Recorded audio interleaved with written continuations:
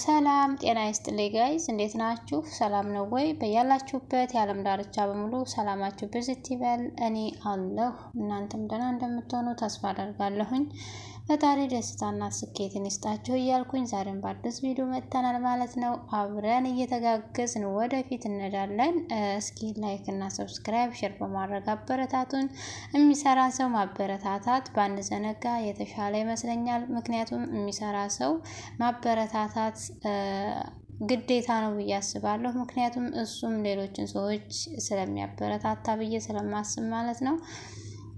እኛ በምንሰጠው አስተያየትና በእነሱ ተወና ያላችሁን አስተያየት በመጻፍ መሳተፍ ትችላላችሁ ማለት ነው። መድረኩ ለእናንተ ክፍት ስለሆነ አስተያየት መስጠትና የወሰዳችሁን ትምህርት እናንተም ለሌሎች ማካፈል ባትዘነጉ የተሻለ ነው ብዬ አስባለሁኝ። ምክንያቱም ሰው ተክፎም ከመጥፎም ከተለያዩ ነገሮችም እንዲሁም ጥሩም ከመልካም ነገር የምንማረው ነገር ስላለ ያንን ነገር እያየን ገለጻ ወይም ደግሞ ትንታኔ ማድረጉ ምንም ክፋት ያለው አይመስለኝም። አስተያየት መስጠት እዛ ላይም ያው ቦታው ክፍት ስለሆነ መስጠት ይቻላል። እንዲሁም ደግሞ ማበረታታትም አንድ ነገር ነው። እናንተ አስተያየት በመስጠት እኛን ማበረታታት ነው። እንዲሁም ደግሞ ለእናንተም ትልቅ ጥቅም ስላለው ማለት ነው። ወደ ገደለው ስንገባ እንግዲህ ጽናት የሚለው ድራማ ተከታታይ ድራማ እንግዲህ በባለፈው አዲሱ ልጅ ብዙም ኦዲየንሱ አልወደደውም። እንዲሁም ደግሞ ያው ግዴታም ስለሆነ ነው። ኒና እንግዲህ በከፍተኛ ሰቃይ ትገኛለች ማለት ነው። እሱም የቤቱን ካርታ ስጪ በማለት አስሮ እያሰቃያት ነው። ድጋሚ ጽናትና ኪራ ላይ ምንም አይነት ስህተት አልሰራም እያለች እሷም አፍና ተቀምጣለች ማለት ነው። ከዚህ በፊት የሰራሁት ስህተት ይበቃኛል ብላ እሷም ለቤት ጥበቃ አደራ ተብዬ ዛሬ ቤት ሙሉ ተሰጥቼ እነሱ እንግድነት ወይም ደግሞ ጉዞ መንገድ ቢሄዱ እኔ ይህን ስህተት መስራት አልፈልግም ብላ ሰውየውም ደግሞ ገብቶ እንግዲህ ብዙ መከራ እያሳያት ይገኛል። ከዚህ በፊት ባየነው ሁኔታ ማለት ነው። እሷም ደግሞ ምኞቴን ማነው ታማኝነቴን እንትን አልልም አልጥስም አምነውኝ ጥለውልኝ ሄደው እንደዚህ ስራ አልሰራም ብላ በህሊናዋ መሰቃየት መርጣለች። እንግዲህ በዛሬው ክፍለ ጊዜ ደግሞ የምናየው የተለያዩ ነገሮች እናያለን። እንግዲህ ቅዱስ ወደ ከተማ መጥቷል። ምን ተፈጥሮ የሆነ የሚለውንም እናያለን። እንግዲህ በባለፈው ሁኔታ የኪራ ወይ አይኑ የጽናት እጮኞች እየበጠበጧቸው ስለነበረ ሽማግሌ ተልኮ እንዲሁም ደግሞ በሽማግሌ ይፈታል ተብሎ እየታሰበ በነበረበት ጊዜ እንግዲህ ዛሬ ደግሞ እንዳመት ባል ነገር አለ መሰለኝ። ቅዱስ ለባብሶ የጽናትን አባት ሲጠብቅ እንዴ እስካሁን አለ እንዴ ለምን አልሄድክም ብሎም ወደ ሽምግልና መሰለኝ ነገሩ። አይ አለው ደግሞ እኮ እዛ በባህሉ መሰረት ስለሆነ የምትንቀሳቀሱት የሆነ ነገር ብዬ ሰው እንዳላስቀይም ብዬ ነው እየጠበቅኩ ያለሁት ይለውና አይ ያበዛብህ እያለ ምን መስማማት ይኖራል? ማለትም የጽናት እጮኞች እዛ ጋር የኪራን መሄድ ስላልወደዱት አለመስማማት፣ ሽማግሌ የሚላቸውን አለመስማት፣ እነዚህኞችም ወደ ህግ ሲሄዱ ለምን ሄዳችሁ ፈርታችሁ ነው ወይ ብሎ ኪራንም በዛ አይነት መልኩ ይጠይቅ ነበረ። ፈርተን ሳይሆን ሰላም ስለፈለግን ነው። ወደ ህግ መሄድ ፍራቻ ሳይሆን ሰላም እንዲወርድ መፈለግ እንጂ ፍራቻ የሚባል ነገር አይደለም ብሎ እሱም ሲነግረው ነበር። ነገር ግን ሰውየው ትንሽ ወጣ ያለ ባህሪ ስላለው መስማማት አይፈልግም። የሚፈልገው በቅናት መንፈስ ጽናትን መውሰድ ነው። ጽናትን ደግሞ መውሰድ ከኪራ ቀምቶ ወይም ከአባቷ ቀምቶ የማይታሰብ እንደሆነም ነግሮታል። ከዛም በመቀጠል ደግሞ የኪራ አማች ወይም ደግሞ የጽናት አባት ክሱን ማንሳትም እኔም አልችልም በሚል እንግዲህ ተያይዘው ሄደዋል። ምን ይፈጠራል የሚለውንም አብረን እናያለን። እስከዛ የአስተያየታችሁን መጻፍ እንዳትረሱ፣ እንዲሁም ላይክ እና ሼር ማድረጋችሁን አትርሱ። ለኔ ኢነርጂ ሆነኛል፣ እኔም ከእናንተ ጋር እንደዛው ማለት ነው። ከዛም ደግሞ ተያይዘው ሄዱ። ዴቭ እዛ ብሎ ሲጠይቅ አይ ወይ ሂጄሌው እንዴ ምናምን ይልና ቅዱስም ደግሞ አይ ለራሱ ይመጣል እኛ ወደ ቤት እንሄድ ብሎ ወደ ቤት ይቀጥላል። ዛሬ የቅዱስ ሽኝታ ይመስላል። በዛም እንግዲህ ከዛ ተያይዞ ኒና ለሰኒ ስትደውል እሷም ደግሞ ያ ሰውዬ ስላፈናት በዛ ሁኔታ ሆና ስላላነሳችላት ተደውሎ አላነሳችላት ስለነበረ እንዳፈናትና እዛውን ተቀምጦ ስለ ሰኒ ያወራትን ነገር እንዲሁም ደግሞ ሰኒ ጋር ስትደውል ግን አንቺ ደህና ነሽ? እኔ ደህና ነኝ ምንም አይደለም አንቺ እንዴት ነሽ ብላ ሰላምታ ስትጠይቅ ደህና ነኝ አታስቢ ለምን ዝግ ሆነስ ስልክሽ ብላ ስትላት ያንን ምክንያት መናገር አልፈለገችም። ነገር ግን አይ እደውልሻለሁ የሆነ ሰውዬ ገፍትሮኝ ነው ትልና ስልኳን ትዘጋለች። ያልኩት ነገር ያው ተፈጠረ ትልና እሷም ታስባለች። ምክንያቱም ሰውየው እየሰረቀ በቃቸው መሰለኝ ይሄን ጉድ ሁሉ የቤቱ ባለቤት አይሰማም ወይም ደግሞ የዛ ያለው ጓደኛ አይሰማም። የሚሰሙት እዛ ያሉት ሰዎች ብቻ ናቸው። ኪራ የቤቱን ሁኔታ ወይም ቤቱ ያለበትን ሁኔታ አያውቅም። ነገር ግን ገጠር ሄዶ ደግሞ ሌላ ቻሌንጅ ገጥሞታል። እሱ ምንድነው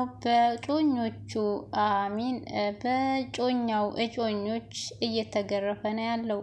እንግዲህ የጮኛው ወንድም ይመጣና ይዝትበታል። እንደው ከዛቱት አንድ አይነት ነገር እኔ እባብ ነኝ እነድፍሃለሁ ብሎ ሲለው እባብን ደግሞ ቅንጭላቱን ብዬ ማስወገድ እንደምችል ብታውቅ የተሻለ ነው ብሎ ይነግረዋል። ነገር ግን እሱም ደግሞ ዝቶ ይሄዳል ማለት ነው። ወንድ ዝቶ አይሄድም ሲለው ተመልሶ እገልሃለሁ ይለዋል። ነገር ግን ማንቁርቱን ሊይዘው ሲል ሰውየውም ደግሞ ፊቱን አዙሮ ሄዷል።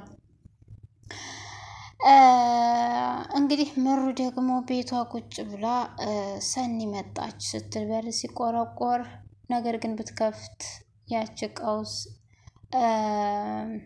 ጽዮን የምትባለው ሴት ነበረች። ምን አባሽ ትሰሪያለሽ እዚህ ጋር ለምንድን ነው የመጣሽው? ገፍትረሽ ስለምን ገባሽ ትላለች። እሷም ደግሞ እንግዲህ ያው የአማቷን ወይም ደግሞ ከዚህ በፊት የከተተቻትን ሴትዮ ወይም ያለምዬን ወይም የናሆሜን እናት ትዕዛዝ ተከትላ ነው የመጣችው። ናሆሜ ከጠፋ ብዙ ጊዜያት ሆኖታል ማለትም ለስራ ተሄደ። እሷም ደግሞ እንግዲህ የተላከችበትን ነገር አንዳንድ ነገር ስታነቁር እሷም ደግሞ ከመስማቷ ወይም ደግሞ መስማት ስለሰለቻት ያለምዬ ንግግር መሆኑን ስለምታውቅ በጥፊያ ጠለቀጠችባት ማለት ነው። ትንሽ ከተነጋገሩ በኋላ ይልቅንስ ከንግግርሽ በፊት እንዳትደፊ ሂጂና መድኃኒትሽን ውሰጂ ስትላት ተመልሼ ስመጣ እዚህ እንዳላይሽ ትላታለች። እሷም ደግሞ አይንሽን ስገልጪ ካሁን በኋላ እኔን ነው የምታይኝ ትላታለች። ሲጀመር ወደ ስራ የሄደበት ምክንያት የላከችበት ምክንያት ልታቃጥላትና አቃጥላ ለልጇ የማይሆን ነገር ልትፈጥር እንደሆነ ግልጽ ነው። ፊቱንም ታውቋል። ለማናቸውም አብራችሁን ቆዩ። ጽዮን የምትባለው ቅየታም ደግሞ ወደ መኝታ ክፍል ትገባና ስትመጣ ውሃ ይዛ መድኃኒቷን ለመውሰድ አንቺ ልጅ ምን አስበሽ ነው? ምን ታርጊያለሽ? እዚህ ደግሞ እባክሽን ውጭልኝ አንቺ ለኔ ጤና አይሰጭኝም ብላ ስትነግራት አልወጣም ብላ እሷም መጥፎ ንግግሮች ትናገራታለች ማለት ነው። እሷም ደግሞ ከመብሸቋና ሁሉ ጊዜ ከሷ ጋር ንትርክ ወይም ደግሞ አልባሌ ንግግር ስለምታደርግ እፊቷ ላይ የያዘችውን ውሃ ትደፋዋለች ማለት ነው።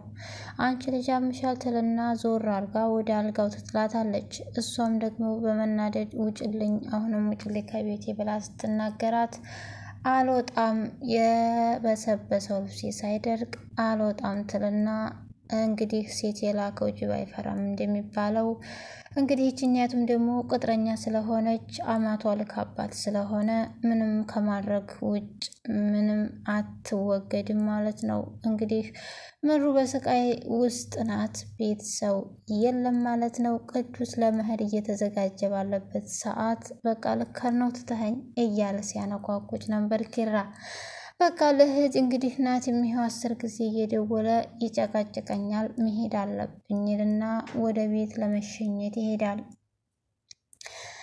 ከዛ በኋላ እሱም ደግሞ ተመርቆ በቃ ዴቭ ሊሸኘው ተዘጋጅቶ ይሄዳሉ።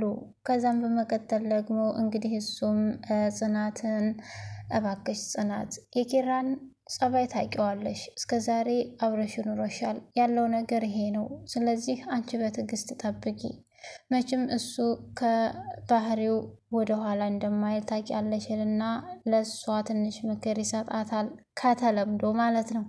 ችግር የለም በጣም ነው የማመሰግነው። እንደዚህ ያለ ሰው በዚህ ሰዓት የራሱን ስራ ትቶ እኛን ለማጽናናት እዚህ ጋር የሚመጣ ሰው የለምና ከልብ አመሰግናለሁ ትለዋለች። ከዛም ወደ መንገዱ ይሸኙታል። ምሩ በዚህ ሰዓት ማንም ስለሌላት የናሆም አባት ላይ ተደውልና መታ ልጅቱ እየረበሸች ነው ምን ማድረግ አለብኝ ብላ ስላለችው ከዛ እግሬን ጠብቃ መውጣት ጀመረች ብሎ እሱም ይቆጣና ምሩ ዘንድ ይመጣል። እንግዲህ አደራ ብሎ የሄደው ለሰኒና አንድ ለአባቱ ነበረ። ነገር ግን አባቱ ቤት ያለችው ሴት እሷን ልታስቀምጣትና ለጤናዋ ልትለቅላት አልቻለችም። ዛሬም ደግሞ እንደዚህ ገፍትራ እሷ ነፍሰ ጡር ናት ጥላት ሄደች ማለት ነው። ምናልባት እሱም ይቅርታ ጠይቂያትና ከዚህ ቤት ውጭ ብሏት ነበረ። ይቅርታ ጠይቃ ከዛ ቤት ወጣች። እንግዲህ የዓለምዬን ትዕዛዝ እየተቀበለ የተሸሽጋ መንጣቷ የማይቀር ነው።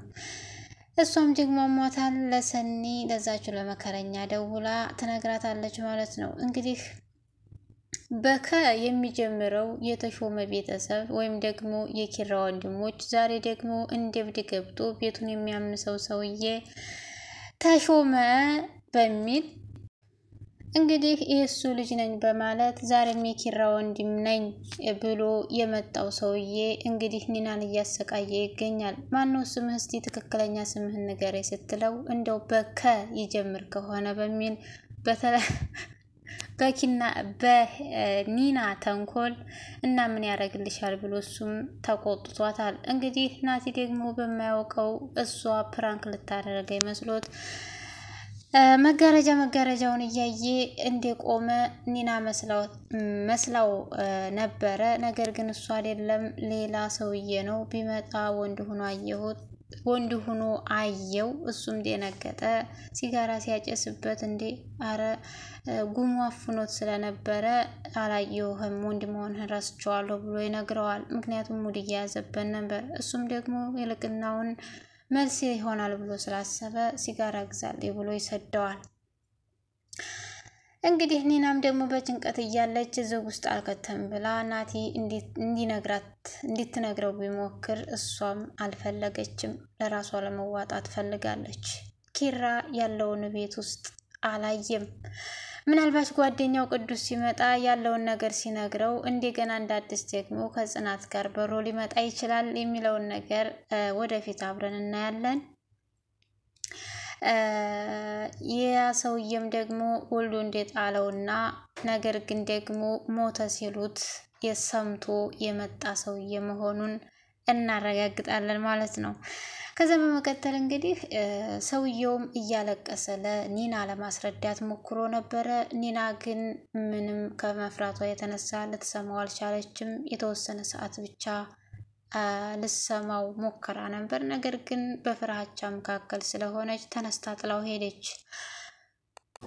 ጽዮን እንግዲህ ወደ አለምዬ ቤት ትመለስና ያልሆነውን ነገር ትነግራታለች። ስትነግራት ደግሞ እንግዲህ አለምዬም ተናደደች። ስትናደድላትና እሰያለች ስለመሰላት እሷም ደግሞ ያደረገችውን ነገር መናገር ጀመረች። አላስገባም ማለች፣ በጥፊ መታችኝ፣ ውሃ ደፋችብኝ ወዘተ። እሷም ደግሞ ማድረግ የፈለገችውን ሳይሆን እንድታደርግ ያስገደደቻት ራሷ ናት። ምክንያቱም ይቺ ልጅ ቤቷ ነው ጎጆዋ ነው። ሄዳ አልሆነ ነገር ስትናገራት የናሆም ነው ያንቺ አይደለም ቤትሽ አይደለም ማለት ሳይሆን ለመጠየቅ የሄደ ሰው እንደዛ ሳይሆን ጠይቆ መመለስ እንጂ እንጋዝላንት መበባል ጥሩ ነው ብዬ አላምንም ማለት ሲገባት፣ ነገር ግን እሷ የልብ የሰጧት አማቷና ናሆም ናቸው በማለት እሷን የልብ ለመስጠት ሞክራለች። የአማት ቀናተኛ በሚለው እንያዘው።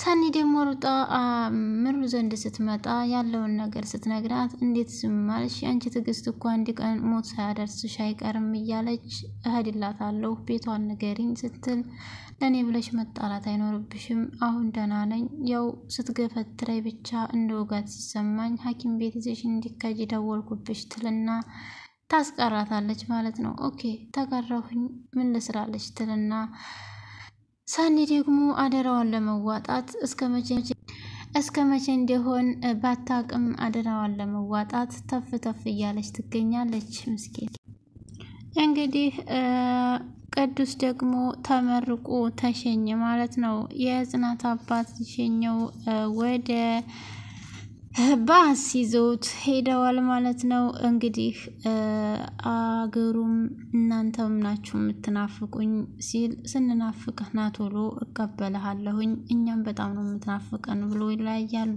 ጽናትም እንግዲህ ራስሽንና ኪራን አደራ ተብላለች። አደራዋ እንደምትወጣ አንጠራጠርም ማለት ነው።